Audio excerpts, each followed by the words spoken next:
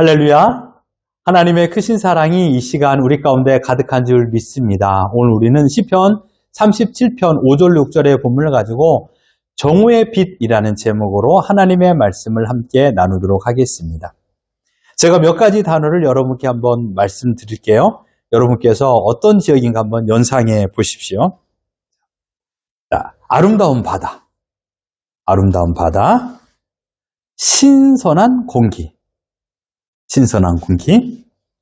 도시 속의 공원,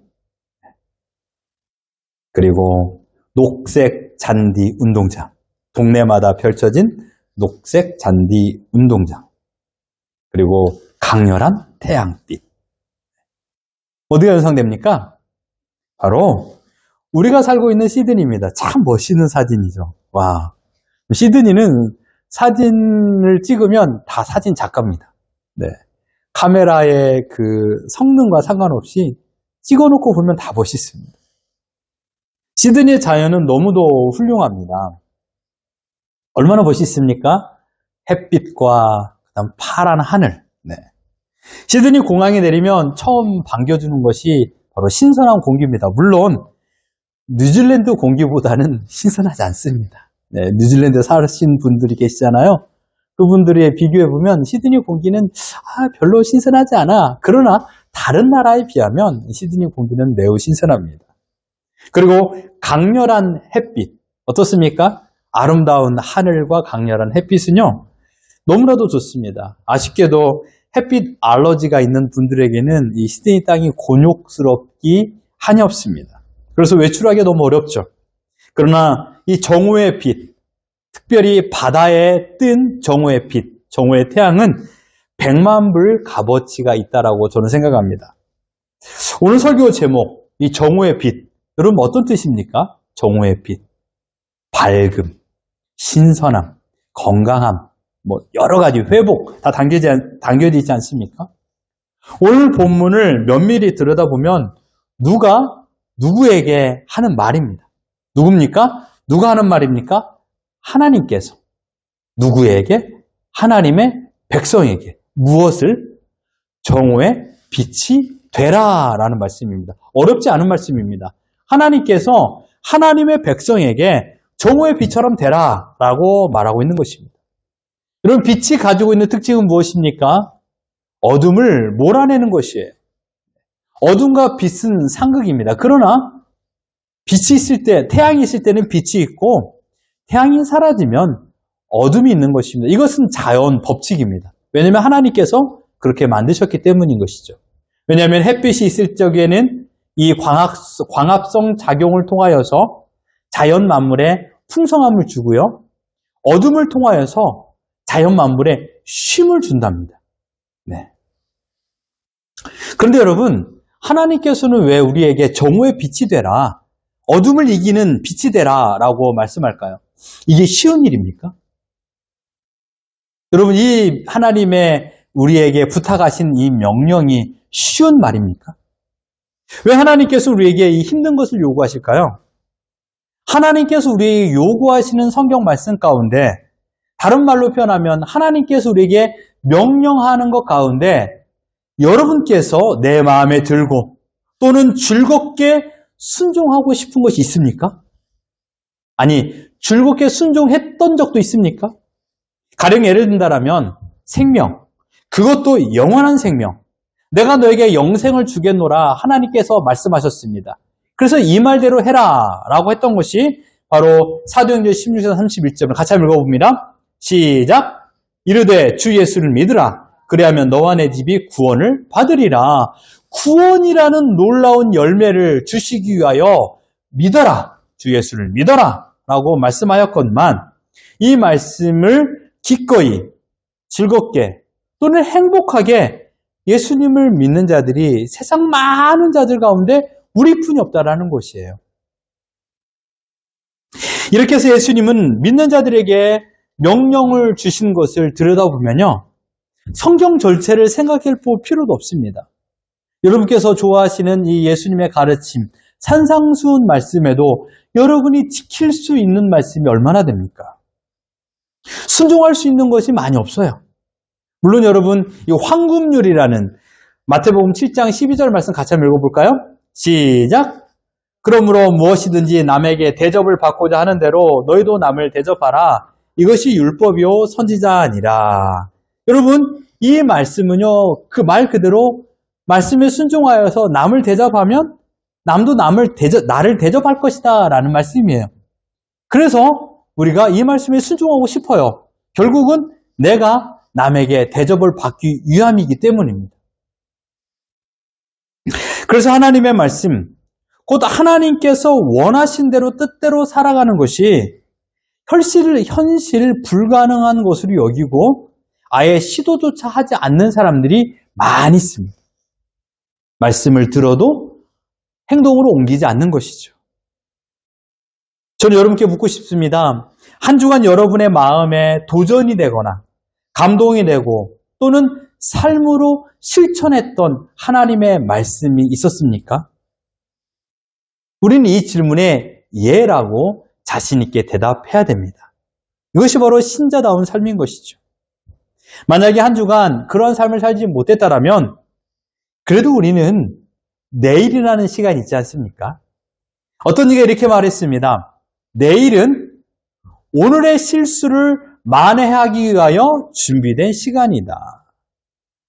내일은 오늘의 실수를 만회하기 위하여 준비된 시간입니다. 여러분 기억하십시오. 우리는 내일이 있습니다. 물론 어떤 얘기는 내일을 맞이하지 못하는 분들도 계시지만 그러나 하나님께서 생명을 주실 적에 우리는 내일이라는 시간을 살게 됩니다. 그러니 어제의 실수에 대하여 반성은 하되 후회하지 말고 내일을 준비하십시오. 아 그래, 내가 지난주에는 하나님의 말씀을 읽고 삶으로 실천하지 못했다라면 이번 주만큼은 내가 하나님의 말씀을 읽고 삶으로 실천해야 되겠다라고 다짐하십시오. 때로는 우리가 어떤 순간순간마다 질 수도 있습니다. 나의 감정을 억누르지 못하고 분노하고 화를 내어 질 때도 있어요. 내 자신에게 내가 질 때도 있죠. 또 어쩔 때는 넘어질 때도 있어요. 여러분, 저도 괜찮고요. 질 수도 있고요. 또는 넘어질 수도 있습니다. 살다 보면요. 울 때도 있고 살아가다 보면 웃을 때도 있지 않습니까? 그러니 울 때는 웃었던 그때를 생각하고요. 웃을 때는 보다 더 많은 웃을 날을 생각하며 오늘을 살아가길 바랍니다. 옆 사람 인사합시다. 밝게 웃읍시다. 시작. 밝게 웃읍시다. 그러니까 밝게 웃어야 됩니다. 네. 오늘의 해는 지고요. 내일의 해는 다시 떠오릅니다. 그렇다면 하나님께서 우리에게 원하시는 신자의 삶은 무엇일까요? 다른 게 아닙니다. 정오의 빛이 되어라 이겁니다. noonday sun, noonday sun. 이제 질문해야 됩니다. 왜 하나님께서 우리에게 정오의 빛이 되기를 원하실까요? 이 왜라는 질문을 제대로 해야 되고 이해해야 됩니다. 정오의 빛이 되어야 될 이유, 이것은 여러분 하나님의 성품이기 때문입니다. 하나님의 성품. 하나님은 이스라엘 백성들에게 매우 곤욕스러운 명령을 하셨습니다. 레위기 11장 45절 같이 한번 읽어봅니다. 시작. 나는 너희의 하나님이 되려고 너희를 애굽 땅에서 인도하여 낸 여호와라. 내가 거룩하니 너희도 거룩할지어다. 내가 거룩하니 하나님께서 말씀하신 거예요. 내가 거룩하니 너도 거룩해라. 하나님께서 이스라엘 백성을 출애굽시킨 목적은 바로 이겁니다. 내가 거룩한 것을 너에게 가르칠 것이고 이 가르친 대로 너희도 거룩함을 가지고 살아라 이겁니다. 그렇지만 여러분, 과연 하나님의 거룩만큼 거룩해 줄 수 있는 사람이 있을까요? 하나님의 거룩만큼 우리가 거룩해 줄 수 있을까요? 과연 하나님의 거룩을 흉내낼 수 있는 사람이 있을까요? 물론 우리가 하나님의 성품을 100% 싱크로를 할 수는 없습니다. 그렇다면 하나님께서 내가 거룩하니 너희도 거룩하라라는 명령을 주신 이유는 무엇일까요? 왜 이 명령을 주셨을까요? 다른 게 아닙니다. 여러분 잘 보십시오. 바로 이겁니다. 방향성. 방향성. 이게 중요합니다.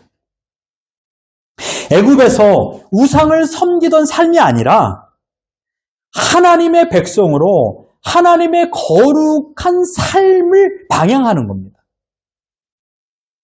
애굽의 노예로 살아갈 적에는 그들의 삶의 모든 방향은 애굽의 우상이었습니다. 이제 하나님께서 애굽에서 출애굽시키고 나서 그 이후의 삶은 뭐냐? 애굽을 지향하는 것이 아니라, 과거를 지향하는 것이 아니라 너를 인도해낸 하나님을 바라봐라. 바로 방향, 너희들의 방향, 너희들의 눈의 시선, 이것을 하나님께 고정하라라고 말씀하고 있는 것입니다.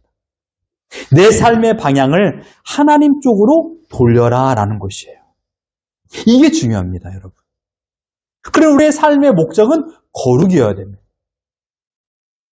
우리의 삶의 목적은 순결이어야 됩니다. 하나님은요, 내가 원하는 방향으로 인도하지 않습니다. 내가 원하는 방향으로. 하나님께서는 언제나, 이것은 틀림없는 사실입니다.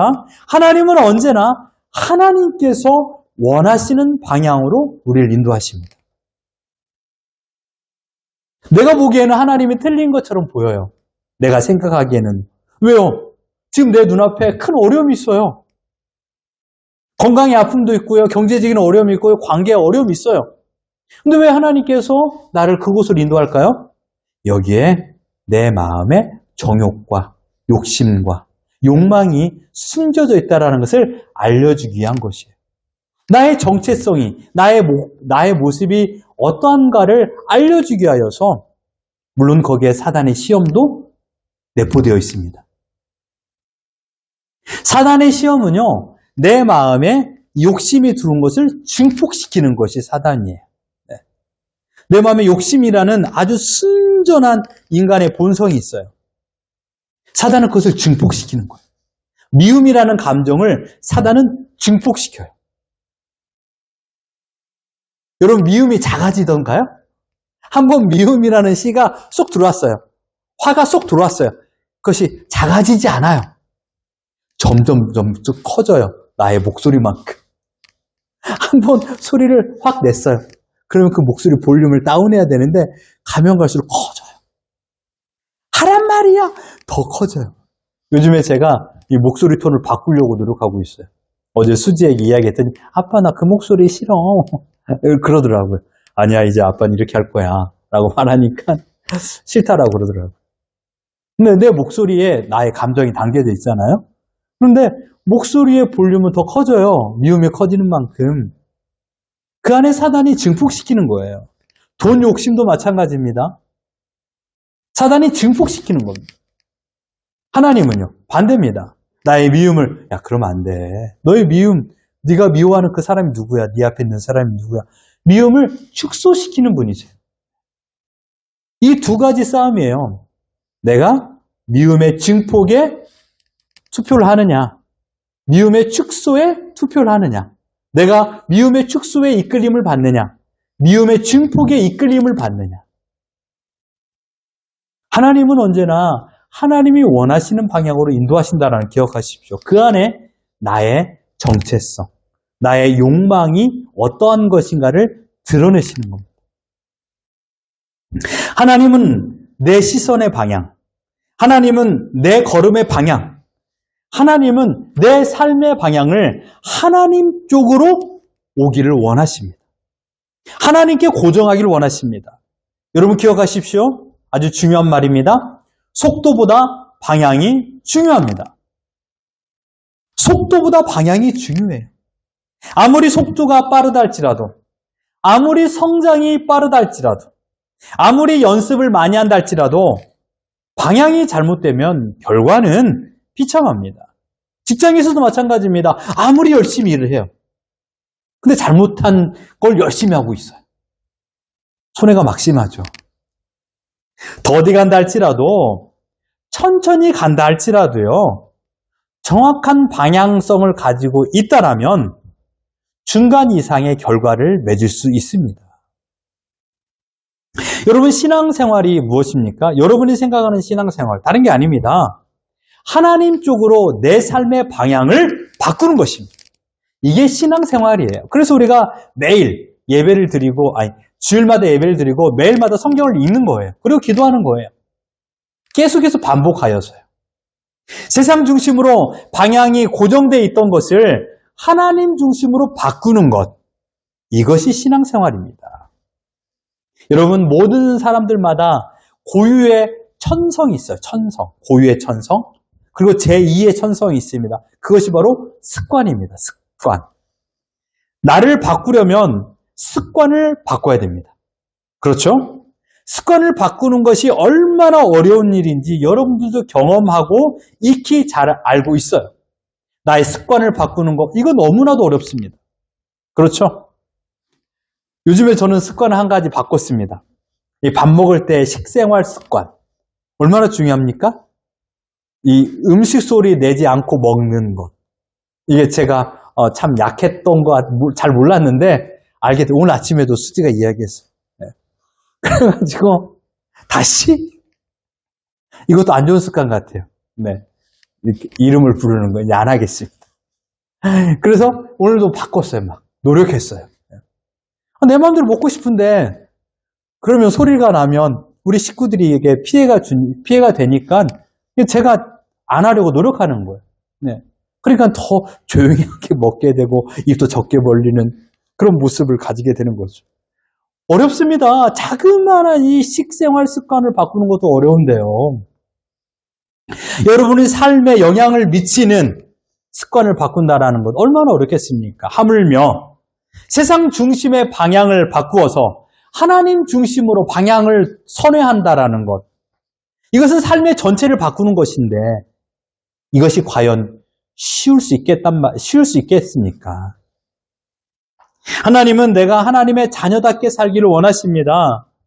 내 삶의 방향은 다른 게 아닙니다. 하나님을 닮아가는 것입니다.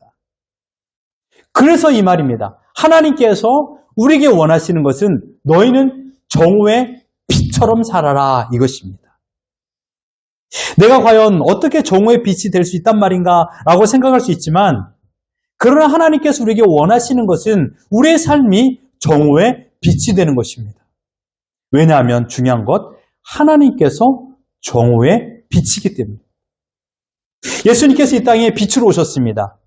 어둠에 오셨습니다. 생명의 빛으로 어둠 속에 오셨습니다. 요한복음 1장 9절로 10절 같이 한번 읽어봅니다. 시작! 참 빛 곧 세상에 와서 각 사람에게 비추는 빛이 있었나니 그가 세상에 계셨으며 세상은 그로 말미암아 지은 바 되었으되 세상에 그를 알지 못하였고 라고 했습니다.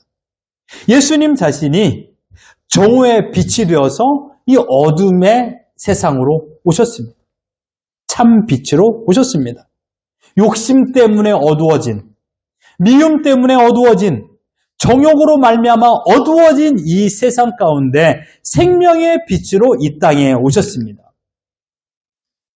이 외침을 들었던 유대인들은요, 주님을 너무도 싫어했습니다. 왜냐하면 어둠에 갇힌 이스라엘 백성들은 자신의 정체가 이 빛으로 말미암아 어둠 속에 있으면요, 누가 더러운지, 얼굴이 더러운지, 옷이 더러운지 알지 못해요. 욕심으로 눈이 어두워진 사람은요, 저 사람이나 나나 똑같다고 생각하는 거예요. 그러나 어떤 순간에 빛이라는 존재가 켜졌어요. 나의 어둠의 정체가 다 드러나는 거예요. 유대 종교 지도자들은 종교인이라는 그 명목하에 자신의 욕심을 갈취했어요. 상대방의 것을 빼앗았어요. 많은 인기를 얻었습니다. 그런데 이 빛이 들어옴으로 인하여서 그들의 눈이 열린 거예요. 밝히 보게 된 거예요. 그러니 빛 존재가 되는 예수님을 싫어할 수밖에 없었습니다. 하나님을 잘 알고 하나님을 잘 믿는다라고 생각했던 유대 종교 지도자들이었지만 그러나 주님의 책망은 너무나도 강렬했습니다. 그 이유는 무엇입니까? 서두에 말씀드린 것처럼 그들의 방향이 잘못되었기 때문에 유대 종교 지도자들의 신앙생활의 방향이 잘못되었기 때문입니다. 하나님을 섬기는 것이 아니라 그들은 온전히 종교 생활을 하고 있었기 때문입니다. 하나님을 믿고 따르는 신앙생활이 아니었어요. 그들은 자기들의 만족을 위한 종교 생활을 했던 것입니다. 자기 스스로 만든 의를 쌓고 칭찬과 명성의 만족감을 누리는 자기 만족의 나르시시즘에 사로잡혀서 살아갔던 그런 종교 지도자들이었습니다. 주님은 그 방향성을 보고 책망하신 것입니다. 그렇다면 어떻게 하나님께서 원하시는 정오의 빛처럼 살 수 있을까요? 어려운 일이 아닙니다. 오늘 본문을 보시면요, 너무나도 쉽습니다. 우리 본문 5절을 같이 한번 읽어봅니다. 시작! 내 길을 여호와께 맡기라. 그를 의지하면 그가 이루시고. 아멘. 우리가 자주 읽은 말씀이에요. 하나님께서 엄히 명령을 내리셨습니다. 너는 헌금을, 너는 전도를, 너는 세계 평화를 위하여 선교를, 이런 명령이 아니에요. 너는 너를 위하여서 오늘 어묵한 명령을 내려서 십자가를 져라, 이런 명령을 내리지 않았어요. 너는 너를 위한다. 너는 나를 위하여, 하나님을 위하여서 자원봉사를 나가서 100시간 해라, 이렇게 내리지 않았다라는 거예요. 주님께서 우리에게 주신 말씀은 뭐예요? 너의 길을 하나님께 맡겨라, 이거예요. 저는 이렇게 표현하고 싶어요. 너가 가지고 있는 모든 것을 네 손에서 그만 놓아줘라. 제가 만약에 이것을 조금 표현하고 싶다면, 바꿔서 쓴다라면 유진 피터슨처럼 이렇게 쓰고 싶어요. 너가 지금 생각하고 있는 모든 것을 그만 놓아줘라. 여기에는요, 염려, 붙잡고 있는 염려 하나, 걱정 하나, 근심 하나, 불안, 분노, 나의 미래, 자녀의 미래, 우리의 사업, 얼마나 많은 큰 풍선들을 주렁주렁 잡고 있냐고요. 많은 실타래 이만큼 될 거예요. 그걸 잡고 있어요, 지금 계속. 이걸 내가 어떻게 놓을 수 있어? 내가 해결해야지. 내 스스로 해결하지 않으면 어떻게 우리 사업을 진행할 수 있겠단 말인가? 라고 꼭 붙잡고 있는 거예요. 주님께서 말하는 거예요. 그것 좀 놔라. 너가 붙잡고 있는 것을 놔라. 네 아들의 앞으로의 미래, 너가 해결할 수 있어? 놔라. 어떻게? 누구에게? 하나님에게 맡겨라. 놔라. 너의 건강의 모든 문제, 너가 아무리 근심하고 염려한다고 해서 해결되니? 나한테 맡겨라. 놔라. 멋있는 표현 아닙니까? 우리는 염려와 근심만을 하나님께 맡기려는 습성이 있어요. 아닙니다. 하나님께서 우리에게 원하시는 것은 내 길. 여기서 내 길이라는 것은 너의 모든 것을 말하는 거예요. 너의 모든 것을 하나님께 맡기라는 것입니다. 여기에 필요한 중요한 것은 단 한 가지예요. 뭔지 아십니까? 투명성입니다. 웬 갑자기 투명성? 여러분, 이 투명성은 무엇입니까? 하나님께서는요, 나의 안고 일어섬, 즉 나의 모든 것을 다 아신다고 말하고 있어요. 사람은 속일 수 있지만 하나님은 속일 수 없어요. 물론 옆에 있는 사람도 우리는 못 속입니다. 하물며 하나님을 어떻게 속일 수 있겠습니까? 모든 것을 아시는 하나님께서, 모든 것을 아시는 하나님께 무슨 투명성이 필요하겠습니까마는, 그러나 하나님께서는 투명하게 나의 모든 것을 맡기기를 원하십니다. 여러분, 기쁘면 기쁘다라고 하나님께 말씀하십시오. 행복하면 행복하다라고 사람에게 말하는 게 아니라 하나님께 말하십시오. 너무 즐거워서, 너무 기뻐서 하나님께 감사하다라고 하나님께 말씀하십시오. 마치 순전한 어린아이처럼. 또한 반대로 슬픈 일이 있으면 슬프다라고 하나님께 말하십시오. 괴로운 일이 있으면 괴로운 일 있는 그대로 하나님께 말하십시오. 아프면 아프다라고 하나님께 말하세요. 뭐가 필요하면 필요한 것이 무엇인 것을 숨기지 말고 하나님께 말하십시오. 어렵습니까? 마치 순전한 어린 아이처럼요. 상처와 아픔을 받은 사람의 마음은 갈 곳을 잃습니다.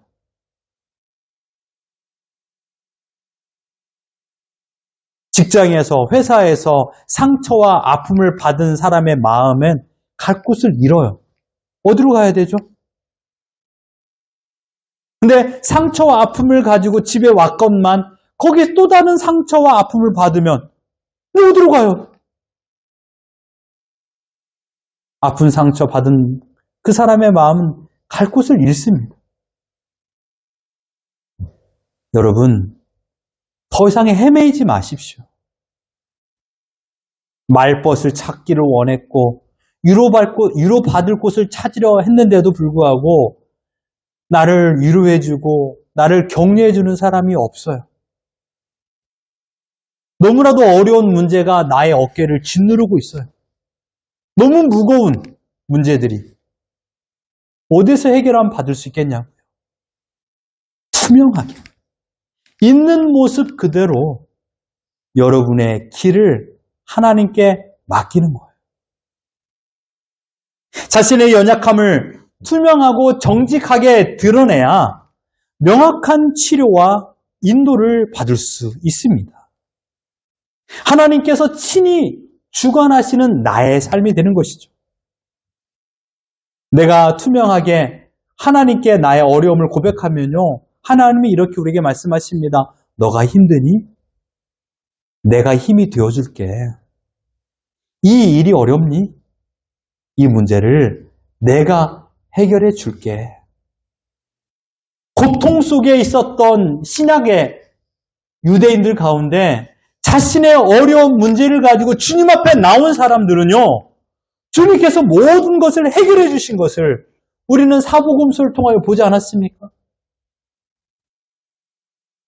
눈먼 장님이 다윗의 자손 예수여 나를 불쌍히 여겨 주옵소서라고 외치며 주님 앞에 나왔을 적에 제자들은 그들을 한삼코 밀어냈어요. 그러나 투명한 마음을 가지고 자신의 연약함을 가지고 주님 앞에서 외쳤던, 고래고래 소리 질렀던 그들의 마음의 가냘픈 소망을 주님께서는 붙잡아 주었고 회복시켜 주셨습니다. 이게 주님이세요. 이게 하나님이십니다. 있는 모습 그대로 투명하게 하나님 앞에 나오십시오. 강도는 다르지만요, 모든 사람에게는 염려와 걱정에 공통된 숙제가 있습니다. 이 문제를 어떻게 해결하에 따라서 이 사람의 실력이 좋고 나쁨을 알 수 있는 것이죠. 지금 여기 계신 모든 분들도요, 여러 가지 문제가 다 있습니다. 답을 알고 문제를 마주하는 사람은요, 행복합니다. 시험이 즐겁죠. 오늘 내가 풀어야 될 숙제의 해답은요, 마치 수학의 정석처럼 문제 해답의 정석은 하나님께 맡기는 것입니다. 하나님께 맡기는 것이 하나님을 의지하는 것이고 문제 해결의 방법입니다. 내가 할 일은요, 정오의 빛이 되시는 하나님, 친히 빛으로 세상을 밝히시는 발광체 되시는 하나님 안에 내가 들어가는 것입니다. 내가 스스로 빛을 낼 수 없어요. 우리는 반사체예요. 그렇죠? 그러나 발광체, 스스로 빛을 내시는 그 하나님 안으로 내가 들어가는 거예요. 이게 하나님께 맡기는 거예요. 하나님께 맡기는 인생은 다른 게 아니에요. 하나님 안으로 들어가는 것. 방향성, 하나님 안을 향하는 것. 그 안에 들어가는 것. 그러면 내가 그 발광체 안에 들어가고요. 이것이 정오의 빛이 되는 겁니다. 나는 사라지게 되죠. 나는 온데 간데 없고 구속한 주만 보이는도다 라고 말하는 그 모습이 되는 거예요. 문제만 하나님께 맡기는 것이 아니에요. 문제 전체를 가지고 내가 하나님 안으로 들어가는 거예요. 문제 속으로 내가 들어가는 게 아니에요. 문제가 있어요. 아, 이 문제 너무 힘들어. 어떻게 해결해야 돼? 웃을 수가 없죠? 뭐 괴로움이 가득해요. 얼굴은 찡그러지고요. 화가 나요? 이게 지금 내가 문제 속으로 들어가는 거예요, 지금. 문제 속으로 들어갔던 것의 가장 전형적인 특징은 분노와 화와 짜증이에요. 이 문제 안에 있는 거예요, 지금요. 그게 아니라, 이런 방향이 아니라 이 방향을 바꾸라는 거예요. 문제를 가지고, 내가 문제를 가지고 하나님 안으로 들어가는 거예요. 문제 속으로 하나님을 밀어넣는 것이 아니에요. 세상을 살아가는 사람들과의 다름이 여기서 나타납니다. 공통된 숙제라는 세상 사람도 똑같은 어려운 문제를 가지고 살아가고 있어요. 강도는 다르지만 물질적인 어려움 다 있지 않습니까? 네? 빌 게이츠의 경제적인 어려움은 없겠냐고요. 그가 가지고 있는 어려움의 경제적인 액수와 나의 액수는 작아요. 차이가 있죠. 그러나 경제적인 어려움은 똑같아요. 육체적인 것도 마찬가지죠. 아픔. 누구에게나 아픔은 있어요. 그런데 이 문제를 어떻게 해결하느냐, 그 해결하는 방법에 따라서 다름이 나타납니다. 세상 사람들의 방법은 무엇입니까? 스스로 해결하려고 노력해요. 이 스스로 해결하기 위하여서 거짓과 부정이라는 힘을 도구 삼아 사용합니다. 거짓과 부정을 사용해요. 문제면 해결하면 되니까요. 하지만 우리는 문제 해결 방법을 다르게 사용해야 됩니다. 속도는 느리지만 정확한 방향성을 가지고요. 어떻게 해요? 투명하게요. 정직하게요. 순전하게요. 의롭게요. 왜냐하면 하나님의 성품을 닮은 하나님의 백성이기 때문입니다. 문제를 가지고 하나님께 들어가는 거예요. 순간 화를 내는 것, 순간 나의 부정적인 마음에 선택을 하는 것, 이렇게 해서 문제가 해결될 수 있어요. 이게 하나님께서 주신 지혜일까요? 그렇지 않습니다. 신자는 문제 앞에서, 신자는 어려움 앞에서도 신자는 신자다움이 드러날 수 있는 기회인 것입니다. 하나님은 정오의 빛 자체, 곧 발광체이십니다. 스스로 빛을 내시는 발광체예요. 우리는 그 빛을 전하는 반사체입니다. 지금 여러분이 서 있는 그곳에서, 어둠이 가득한 그곳에서 하나님의 빛, 정오의 빛을 나타내는 것입니다. 이것이 하나님을 영화롭게 하는 겁니다. 여러분의 삶의 방향을 하나님 쪽으로 향하게 하십시오. 모든 결정의 방향을 하나님 쪽으로 하십시오. 그리고 지금 여러분의 모든 것, 오늘, 지금이라는 시간부터 앞으로 마주할 모든 시간이에요. 그러니까 어제 지나간 시간이 아니에요.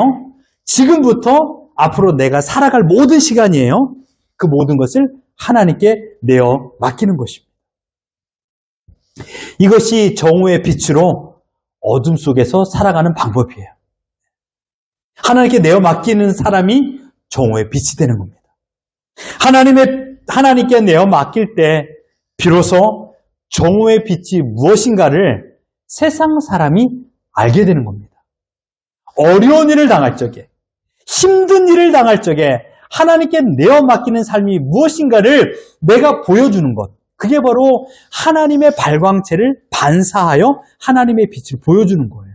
하나님이 어떤 분인가, 이것이 전도예요. 어려운 일을 당했다고 세상 사람과 똑같은 방법을 취한다면, 똑같이 막 분노하고 화내고 막 싸우려고 그러고 멱살 잡으려고 그러고 머리 잡고 막 마음으로 화내고 막,